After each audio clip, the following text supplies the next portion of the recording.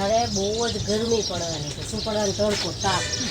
બરાબર એટલો જ પડવાનો છે કે ઘરની બહાર આપણે નીકળવાનું નહીં.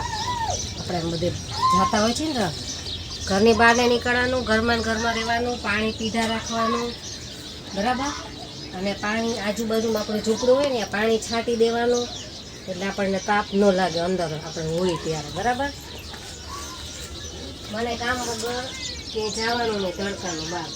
કાલનો તડકો બહુ ખરાબ છે. બરાબર. મંદા હાજર થઈ જાય એવા, કોઈને ઝાડા થઈ જાય, કોઈને ઉલટી થઈ જાય. બરાબર.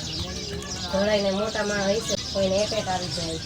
તડકામાં બહાર નહીં નીકળવાનું કાલે 10 થી 6 વાગ્યા હોય છે. બરાબર.